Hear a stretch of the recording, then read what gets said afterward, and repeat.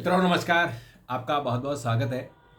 मित्रों, आखिर ऐसा क्या हुआ कि चांदी 4,20,000 प्रति किलोग्राम हुई और अचानक 1,28,000 उसमें गिरावट आ गई और सोना 33,000 सस्ता हो गया।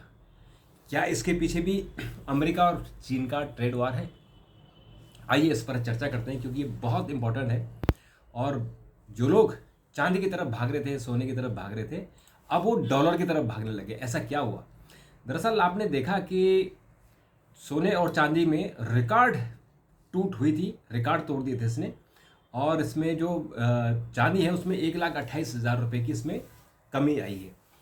तो MCX यानी मल्टी कमोडिटी एक्सचेंज जो है उसमें जो डिलीवरी वाला सोना है वो 9% तक टूटा है और अपने ऑल टाइम हाई सीधे 15,000 रुपये सस्ता हुआ।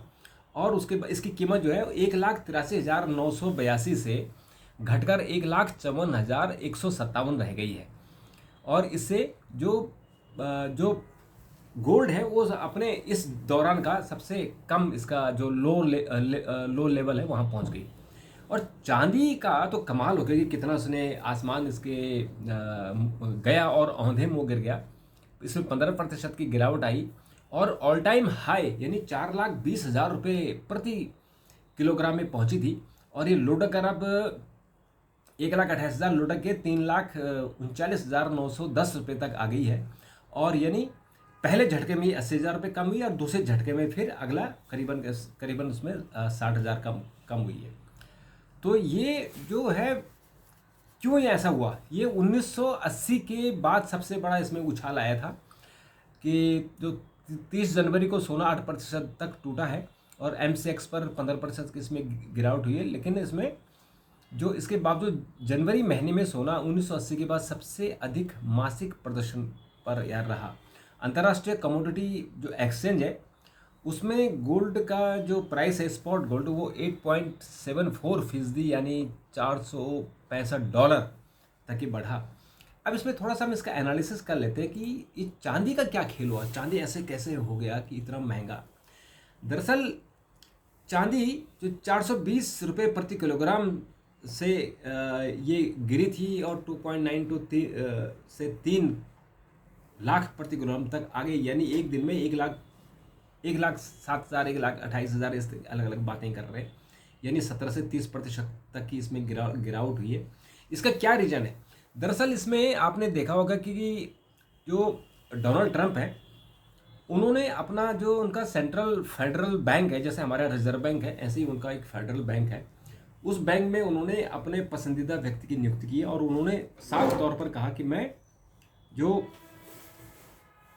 इंटरेस्ट रेट है उसको मैं कम नहीं करूँगा, मैं नहीं चाहता कि कम हो। उसके कारण क्या हुआ कि जो अंतर्राष्ट्रीय स्तर पर ऐसा लग रहा था कि डॉलर की कीमतें कम हो गई। अब इससे एक लोगों में मजबूती आई कि ये तो डॉलर की कीमतें फिर बढ़ेंगी, तो लोगों ने सोना चांदी की जगह फिर डॉलर में निवेश करना शुरू किया। इसलिए ये चांदी और सोने से थोड़ा डाउन। अब चांदी सोना क्यों डाउन हुआ? क्योंकि जब ये चांदी 4,20,000 पर पहुंची तो लोगों को लगा ये तो बहुत हाई है, अभी ये इस पर नहीं जाएगा ये, और लोगों ने फटाफट इसको विड्रॉ करना शुरू कर दिया। तो एक दिन में इतना विड्रॉल हो गया कि उसकी कीमत ही गिर गई। यानी लोगों ने जो प्रॉफिट होता है, वो जो प्रॉफिट बुकिंग जिसको हम कहते हैं, मुनाफा निकालना है, मुनाफा निकाल दिया। तो जिन लोगों ने निकाल दिया उनकी तो ऐश हो गई कि 4 लाख जो उन्होंने मान लिया कि 2025 में अगर उन्होंने खरीदा होगा तो 2025 में तो 86,000 रुपये था और 2025 के लास्ट में ये बढ़कर 3.5 लाख हुआ और 26 में ये सीधे 4,20,000 हुआ। तो जिन्होंने मान लीजिए कि 86,000 का लिया होगा जनवरी 2025 में, आज उन्होंने 4,20,000 में उसे बेचा होगा। तो सोचिए कि एक साल में कितना उनको प्रॉफिट मिल गया। तो अब ये जो पहले से होल्ड किए हुए निवेशक हैं जिनके पास पहले से चांदी है, उन्हें संक्षिप्त अवधि में नुकसान झेलना पड़ा है। क्यों? अगर मान लीजिए आपने अभी लिया, मान लीजिए आपने दिसंबर 2025 में लिया, तो आपने लिया होगा ये करीबन 3,80,000 का, और अब 2026 में ये 4,20 से घटकर सीधे 3,28,000 के आसपास आ गई है। तो आपको सीधे सीधे नुकसान हो गया। तो इस तरह से जो अल्पकालिक है उनको नुकसान हुआ, जो दीर्घकालिक है उनको फायदा होगा, क्योंकि ले देकर जो है ये इसका मांग तो उसे बढ़नी है। क्योंकि जो चांदी की मांग है वो इलेक्ट्रॉनिक और जो एनर्जी प्रोडक्शन है इसमें इसकी बड़ी डिमांड हो रही है। अब इसमें एक और इसमें खबर आई है कि चीन ने अपना जो उनका चीन का जो सिल्वर का निर्यात है उनका, उसने कुछ कंपनी पर बैन लगा दिया था। तो उससे क्या हुआ कि तब भी लोगों ने इसका रेट बढ़ाया कि भाई ये तो अब चीन से तो आएगा नहीं, चीन से तो आएगा नहीं सिल्वर, तो उन्होंने खरीदना शुरू कर दिया था।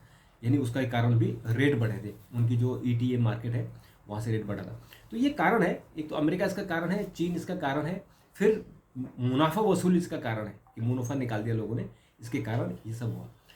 तो इस तरह से ये मार्केट बढ़ा, मार्केट में इतना बड़ा उतार चढ़ाव आया है। और अगर आपको भी कोई क्वारी हो तो ज़रूर बताइएगा, मैं इस पर जवाब देने की कोशिश करूँगा। अभी के लिए इतना, फिर मुलाकात होगी। नमस्कार।